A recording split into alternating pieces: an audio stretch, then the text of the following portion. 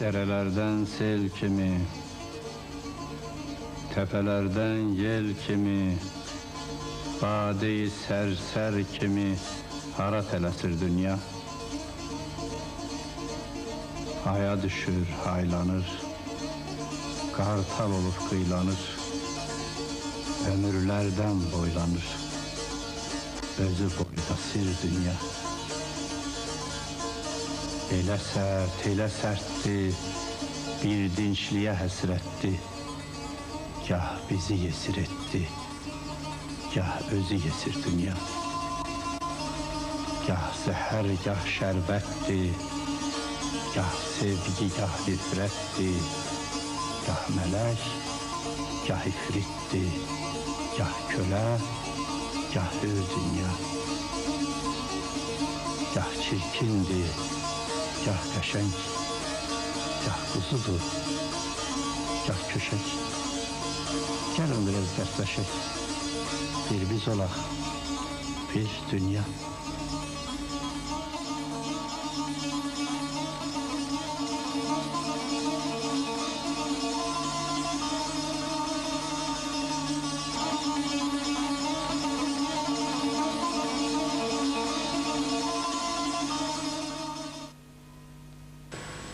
Hoş gördük yeni yetmə dostlar, hoş gördük ağsaqqal dədələr, ağ bir çək nənələr, hoş gördük əzizlərimiz.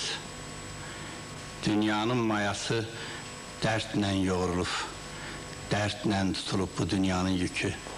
Ona görə də hər kəs öz dərdini zorla çəkir, ancaq onu da çəkə bilsə. Bir ulu dədəmiz, bir ünlü şair dədəmiz isə 500 il bundan əvvəl, bəlkə ondan da çox-çox əvvəl dünyaya gəlməmişdən belə dünyanın dərdinə yüklənib və təkcə özünün deyil, öz millətinin deyil, bütün dünyanın dərdinə şərik çıxıb dünyanın, bəşərin dərdini çəkibdir.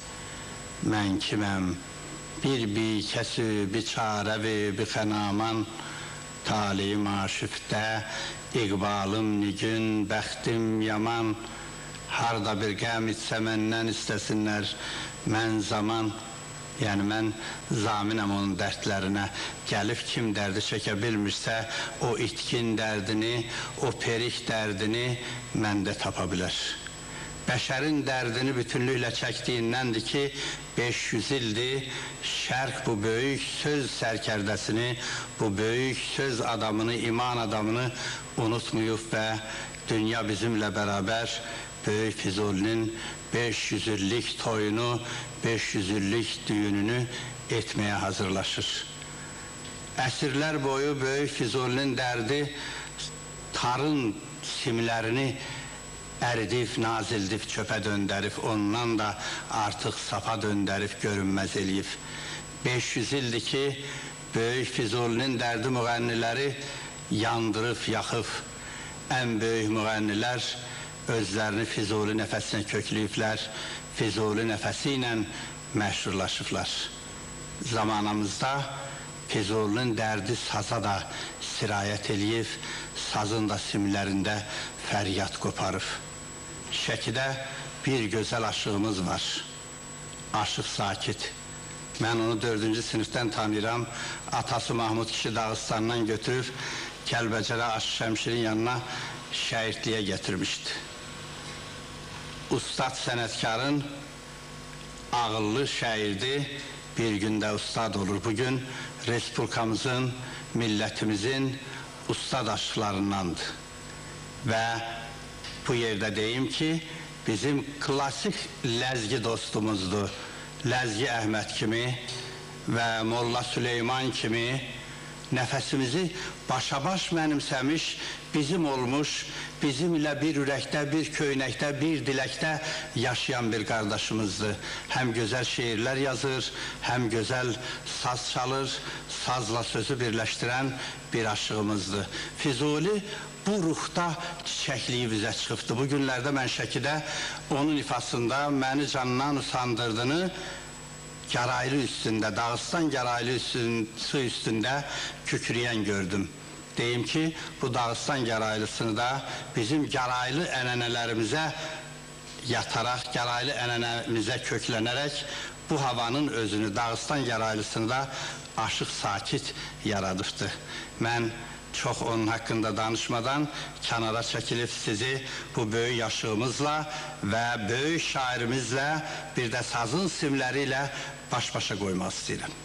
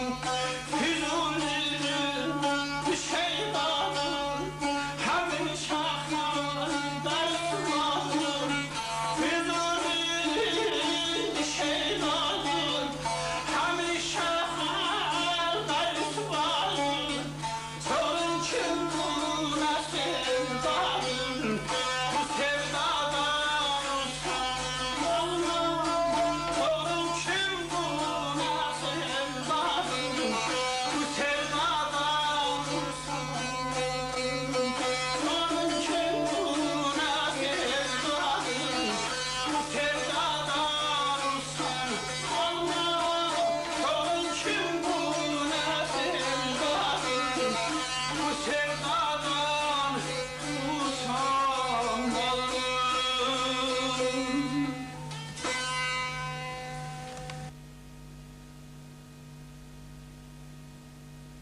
Sevgiler yaman tez unudulur. Xüsusən də indiki sevgilər. 5 gün, 10 gün, 5 il, 10 il bir də baxırsan ki, tükənməz bildiyimiz bir sevgi dənizinin qurudu altında bir damla belə qalmadı. Amma bir sevgi var ki, 5 il, 10 il qərinə nədir? 100 illər boyu bu sevgi unudulmur. Bu vətən sevgisi, soy sevgisi, torpaq sevgisidir. Bizim torpaq həsrəti ilə, torpağımızın həsrəti ilə, bizim nəfəsimizin həsrəti ilə, başa-baş daşımızın, torpağımızın həsrəti ilə qovrulan, qıvrılan, varlığından keçən bir şairimiz var. Yavuz Bülənd Bakilər. Yavuz Bülənd Bakilər dədələri bu yerdən gedəndən bəri sanki yaşayır və 180 ildir bu torpaq üçün qovrulur. Bu sevgi nə qədər hərarətliymiş, nə qədər qovuran, bişirən, insanı üzən bir sevgiymiş. İllər öncəsi o dəmir pərdənin araya çöksədiyi, araya dikəldiyi bir zamanda Yavuz bəy Azərbaycana gəlmiş təxminən 10-12 il bundan əvvəl. Anadoludan gələn hər kəs dilini dişinin arasında möhkəm saxlayırdı ki, dilindən bir söz çıxmasın. Amma o, kəfənini boğazına dolamış kimi, varlığından keçmiş kimi hər yerdə sözünü deyirdi. Hər yerdə, necə deyərlər, şairlər ilan kimidir. Quyruğundan basanda başa tullanır. Yavuz da beləcə başa tullanırdı və taleyin nə gətirəcəyini bildiyi halda ondan pəksinmirdi. O zamanlar dünyamızda Xudu bəy də var idi. Hər kəs onu başa düşürdü, hər kəs onu sevirdi, amma Xudu hamımızdan çox sevirdi və illər keçdi. Xudu dünyasını dəyişəndən sonra bu məlum hadisəni mən yenidən təkrar eləmirəm. Yavuz bəy Xudu həsrətini, Xudu varlığını şeirlərində, kitablarında yaşatmaq üçün onun vaxtı ilə çəkdiyi rəsmləri kitablarının cildinə, özdə kitabının deyil, kitablarının cildinə çıxartdı. İndi Allah'a şükür, hər kəs danışır, icazə verilmiş qəhrəmanlıqdır, hər kəs deyir, hər kəs bu açıq körpüdən Türkiyəyə gedir, gəlir. Yavuz bəy illər öncəsi varlığındakı Azərbaycan sevgisini həm feylən göstərmiş, həm də şeirlərində şahlanmış, zirvədən göstərmiş bir şairimizdir. Mən indi kənara çəkilib Yavuz bəylə Azərbaycan tamaşaçısını baş-başa buraxıram. Özünün həsrət şeirlərini, özünün gözəllik şeirlərini, Azərbaycan həsrəti ilə yoğurmuş şeirlərini sizin başınıza bir gül çiçək kimi səpmək istəyir. Paşacılar, benim şair dostum Mehmet Aslan çok güzel sözler söyledi. Onun adeta bir mensur şiir gibi güzel olan sözlerinden sonra benim şiir okumam biraz zor olacak. Ama böyle bir davetle karşı karşıya kalınca ve beni kendisi Azerbaycan şairi olarak takdim edince susmam doğru olmayacaktı. O bakımdan şimdi bu Şehitler Hiyabanı'nın bulunmuş olduğu bu güzel, bu mübarek tepeden ben de sizlere Azerbaycan hasretiyle yazmış olduğum birkaç şiirimi okumak istiyorum. Şair dostum Mehmet Aslan'ın söylediği gibi 1830'lu yıllarda benim ulu dedelerim Karabağ'ın Ağdam köyünden Türkiye'ye geçmişler. Gerçekten ben 1830 yılından beri yaşıyormuşçasına o felaketleri, o acıları, o hasretleri duymuşçasına Azerbaycan'a bir büyük yürekle bakan bir insanım. Şiirlerimi o duygularla yazdım. Acaba bundan yıllarca önce, hatta yaklaşık 160-170 yıl önce Azerbaycan toprağından Türkiye toprağına geçen bir Azerbaycan ailesinin mensubu bir çocuğu Azerbaycan'a nasıl bakabilir? Aradan geçen bütün bu uzun yıllara rağmen Azerbaycan sevgisi onun yüreğinde nasıl filizlenebilir sorusunun cevabını sanıyorum ki benim bu şiirlerimde bulmak mümkün olacaktır. Şimdi bu güzel program münasebetiyle buradan sizlere Azerbaycan yüreğimde bir şahdamardır başlıklı şiirimi okumak istiyorum. Azerbaycan yüreğimde bir şahdamardır. Kuşluk vaktine kadar geceler boyu savrularak okuduğum yine Şehriyar.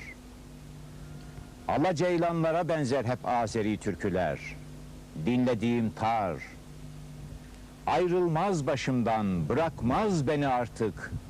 Selamsız sabahsız bir efkar. Ve yüreğim 1000 yıllık destanlarla tutuşur. Büyür Azerbaycan kadar. Azerbaycan dedem Korkut şafağı. Mübarek dilimi süt gibi sağar. Bazen rüzgar olur iliklerimde, bazen yağmur gibi üstüme yağar. Götür beni Araz, al beni Hazar. Türkü Türk'ten başka şimdi kim anlar? Yaram derin, merhemim yok, vaktim dar. Bir destan yazar gibi yaz beni anar. Duy beni bahtiyar, duy beni şahmar. Geçen zaman üstüne, dökülen kan üstüne, kılıç kalkan üstüne ve ağzı köpüren yeleli atlar üstüne benim bir yeminim var. Azerbaycan yüreğimde bir şahdamardır. Ben Yakup gibiyim uzun yıllardır. Onda Yusuf'umun kokusu vardır. Ve hasreti gönlümde büyük Türkistan kadardır. Ayettir kitabımda, bayrağımda rüzgardır. Azerbaycan yüreğimde bir şahdamardır. Şimdi Azerbaycan'da mevsim bahardır. Ama türküleri yine baştan başa efkardır. Düşlerime yağan kardır. Boynu bükük bir diyardır. Yardır. Ağzı köpüren atlar üstüne yeminim vardır. Azerbaycan yüreğimde bir şahdamardır.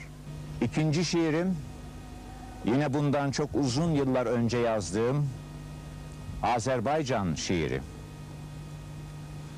Adına el pençe divan durduğum 1000 yıllık kara sevdamız, ilahimiz, ülkümüz, türküler söyleyerek içimde gece gündüz bir çalar saat gibi kurduğum Azerbaycan. Bir incecik dalını, bir kuru yaprağını, gören var mı diyerek soyumun toprağını hep içim titreyerek sorduğum Azerbaycan. En verimli topraklara ümitlerimi çınar tohumları gibi durmadan savurduğum, sevdasını gönüllere bismillahlarla vurduğum, dağa taşa, kurda kuşa kendimi bildim bileli duyurduğum Azerbaycan. Anladım, çare yok bu büyük derde. Yüreğim sımsıcak Azeri türkülerde. Gözlerimin dalıp dalıp baktığı yerde bakarım Azerbaycan. Simli bindallılarda, yün papaklarda, bir çınardan koparak savrulan yapraklarda ve sonra boynu bükük 3 renkli bayraklarda bakarım Azerbaycan. Anamın gözyaşında, kuşların kanadında, bir iftar sofrasında içtiğim suyun tadında, kızımın türkü gibi sıcak Aybala adında bakarım Azerbaycan.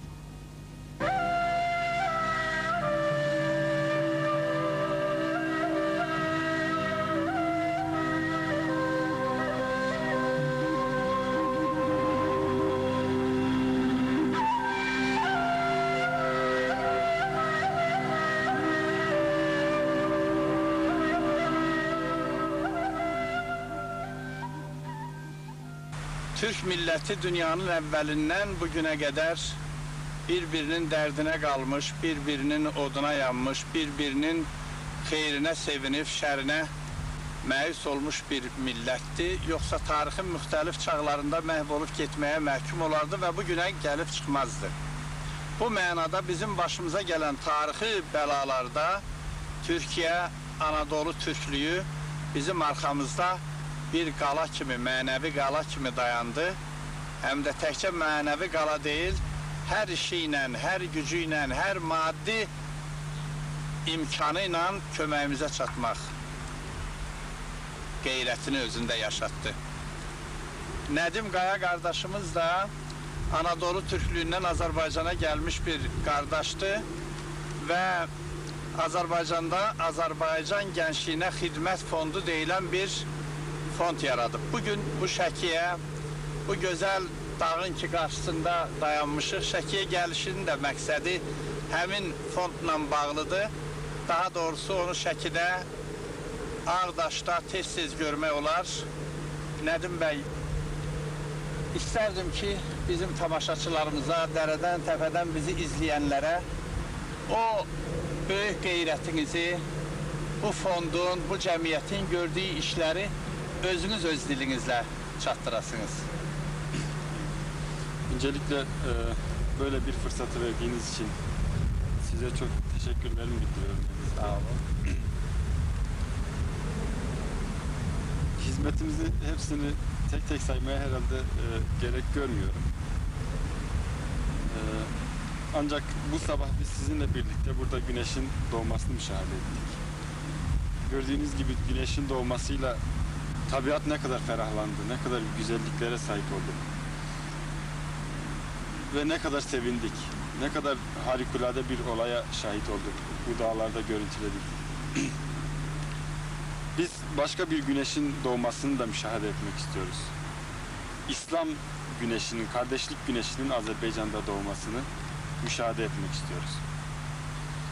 Ve bu yüzden de Türkiye'den kalkıp buraya Azerbaycanlı kardeşlerimize kaybetmiş oldukları manevi gıdayı tekrar vermek ve onları tekrar manen diriltmek amacıyla burada bulunuyoruz.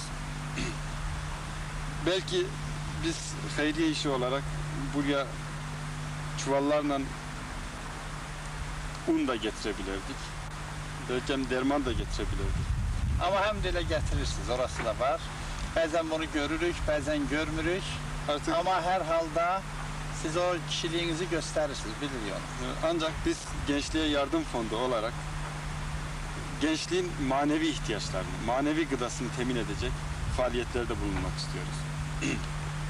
Ve bu barede bugüne kadar ilde 50 nefer olmak üzere 100 nefer Türkiye'ye okumaya götürmüş durumdayız. Bunların hepsi de oradaki Tələbə. talebe götürmüş durumdayız. Bunların hepsi de oradaki en güzel mekteplerde, enstitütlerde okuyorlar. İnşallah bir neçe yıl sonra kaydıp Azerbaycan'da hizmet eyleyecekler. İnşallah. Ve onları götürürken de kendilerine şart koştuk. Ancak Azerbaycan'a geri kayıtmak şartıyla götürdük. Bu konuda özlerinden mukaveleyle kağıt aldık. Yani arıza aldık ki bunu kabul ediyorlar. Kontrakt gibi. Ki mutlak Azerbaycan'a geri kayıtmalıdırlar. Türkiye'de veya başka bir ülkede kalmamalıdırlar. Gelip Azerbaycan halkına hizmet eylemelidirler. Çok güzel. Deməli bunların bütün maddi ihtiyaçlarını siz ödüyorsunuz. Təhsil ihtiyacını, yiyecek, her şeyi. Bütün yol, tehsil, yiyecek, her sene yaz tatilinde gelip ailesini görüp tekrar geri kaydacak. Bu tür bütün ihtiyaçlarını biz karşılıyoruz fond olarak. 2 ildir bu değil mi? 2 yıldır bu işler başladı. Deməli bu mənada 100 nəfər indi orada təhsil almaqdadır. 100 nefer aldı. Bundan sonra da Allah bize güç verdikçe ilde 50 nefer götürmeyi düşünüyoruz. Bunun 20'si kız, 30'u erkek şeklinde. Çok güzel. Efendim buradaki faaliyetiniz, mesela bunu Türkiye'de oturup da eləyə bilərdiniz, ildə bir dəfə Evet. gəlib bu qeyrətinizi göstərərdiniz. Burada ne işlerle, mesela hansı köməklə məşğulsuz? Evet. Şimdi Türkiye'ye giden talebeler belki hem de Azerbaycan gençliğini en güzel temsil edecek numunelerdir. Yani buradaki talebeler içinde imtihanla seçilmiş en birinci yer almış talebelerdir. Ancak bu 50 neferi biz burada 3000 talebe arasından seçiyoruz. Yani bizim Azerbaycan üzeri 3000 kadar vakt daha da çok Kur'an-ı Kerim okuyan, dinin temel esaslarına sahip olan, maneviyatına sahip olan, aynı vaktta da müsbet ilimleri yani fizik, matematik bu gibi ilimleri de kulak ardı etmeyen talebeler Müsbet değerde yetiştirmeyi. dünyevi yani Dünyevi ilimleri kulak ardı etmeyecek talebeler yetiştirmeyi biz özümüze şuur ediniyoruz. Yani öyle olsun ki hekim olsun, icra hakimi olsun, hukukşinas olsun, ancak dindar olsun. Yani onun içindeki vatan muhabbeti, din muhabbeti, millet muhabbeti, namus muhabbeti olsun. Biz inanıyoruz ki bir millette bu 4 hususiyet olmalıdır. Din, millet, vatan, namus. Eşkı olmalıdır. Ve bunları da ancak dini öğrenmekle diğerleri tekamülleşir. çok güzel. Bunların yakın ki birçoğu imkansız, maddi imkanı kötü olan ailelerden seçilir bu uşaklar değil mi? Yoksa Evet. Şimdi seçilme şöyle, aslında ileride Azerbaycan'a yararlı olabilecek ailelerden. Yani olabilir ki umumiyetle de maddi cihetten bugün Azerbaycan'ın durumu kötü olduğu için umumiyeti maddi durumu kötü olan insanlardan. Ancak bunların içinde zengin uşaklar da var. Nasıl? Eğer mektepteki kıymetleri çok yüksek, çok âlâ yer almış, yani bacarığı varsa Bacarığı var. onu istisna edemez. ileride faydalı olacak. Ama Onu da bir istisna sualı edemeyiz. geciktirdiniz. Burada Azerbaycan'da ne işler görürsünüz? Bunu da bizim tamaşaçılar bir bilsinler. Birçok yerde biz halkın isteği üzerine, halkın bize müracaatı üzerine onlara mescit yapımı hususunda kömekçi oluyoruz. Umumiyetle materyalini biz alıyoruz. Yeni ocaklar. Dini ocaklar, mabet yapımı yani. Halk ise bize yardım ederek bunu inşa ediyorlar.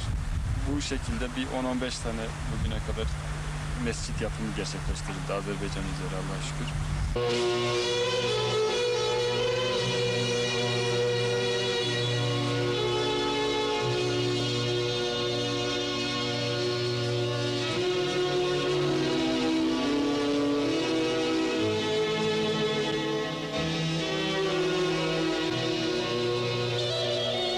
Şəki mədrəsəsi bir neçə il əvvəl yaxılıb yandırılmış, yerlə yeksan edilmişdi. Gençlik Fondu Allah'ın evinə yenidən nəfəs vermişdir. Şəki və ətraf bölgələrdən onlarla uşaq mədrəsədə İslami görüşlərə yiyələnirlər bugün. Onların arasından inşallah gələcəyin böyük hafizləri, ilahi söyləyən şərqiçilər yetişəcək. Gəlin atlandı deyiblər ya qismət, kim bilir hara düşəcək. Şəkinin çiçək qızlarından Ümmü Gülsüm elə Allahın evinə düşəcək. Xeyir duasını burada Qur'an-ı Kərim verəcək. Din xadimləri və ziyalılar Cənab-ı Haqdan ona və sevib seçdiyi Əli bəyə xoşbəxtliklər arzulayacaq. Bu ibrətli bir toydur. Burada harınlar özlərini göstərmək üçün oynayanların başı üstündən yüzlük və minliklərin bağını açıb pulu ayaqlar altına sərpməyəcək. Burada beyinlər 5 dəqiqənin içində içkinin təsirindən dumanlanıb, çənələr hərzə hədyan söyləməyəcək. Burada hər kəsin ürəyi Allaha yönəlir. Dünya evinə Allah evində girmək nə mübarək bir düyün. Mədrəsədə bu 4-cü düyündür. Anadolu Türklüyündən Şəki mədrəsəsində müəllimlər, hafizlər, şəkili qızlarla toylarını ilə buradaca Allahın evində etməyə qərarlıdırlar. Bu da yenicə istifadəyə verilmiş Xosrov mədrəsəsi. Əlverişli bir mövqedə yerləşir. Göyçayla Ağdaşın tən arasında. Hərəsindən 10 kilometr məsafədə. Gəncliyə Xidmət Fondunun kirələdiyi avtobuslar müdavimləri vaxtlı-vaxtında aparıb gətirir. Dünyavi məktəblərdən ayrılmadan səhər növbəsində oxuyan uşaqlarımız günortadan sonra, günorta növbəsində oxuyanlar da əksinə burada İslami görüşlərə yiyələnirlər. Her şehirde muallim nümayendelerimiz oluyor. Onlar hem o şehirdeki kasıp, imkansız aileleri tespit ediyorlar. Ki onlara zaman zaman gerek bayramlarda gerekse önemli günlerde çeşitli maddi ve manevi yardımlarda bulunmak üzere imkansız ailelerin adreslerini alıyorlar. Onları tespit ediyorlar. Ayrıca burada boş zamanlarını da gençliğe manevi eğitim vererek geçiriyorlar. Din dersi, Kur'an-ı Kerim, bu tür ona İslami bir şuur verebilecek bazı dersler vermeye çalışıyorlar arkadaşlarımız. Tabii asıl gayeleri ise Gençliğe Yardım Fondu'nun hayriye emellerini bu rayonlarda gerçekleştirebilmek. Çok güzel. Teşekkür ederim. Can qurban etməyin vaxtı çatıbsa, səndən hansı namərd əsirgəyər can? Qoyuram başımı ayaqlarına, ey ana torpağım, ey Azərbaycan. Üstünə atəşlər yağan torpağım, məhəbbət ocağım, ülfət ocağım. Ey mənim hamıya bar verən bağım, ah çəkmə, buludlar yanar ahından, ey ana torpağım, ey Azərbaycan. Alalvan yerinə qaralar geyən, çörəklər yerinə yaralar yeyən, anam mehribanım, söylə nə zaman qandal açılacaq əl-ayağından? Tarix az görməyib quduranları, qanını qan tutar, qandır onları. Ey mənim xalqımın qartal vüqarı, elmə öz zirvənin ucalığından, ey ana torpağım, ey Azərbaycan. Nə qədər ki yaşar cahanda günəş, nə qədər ki sudan çəkinər atəş, şərq adlı üzünün gövhər qaşı tək. Parlasın, parlasın qoy Azərbaycan, ey ana torpağım, ey Azərbaycan.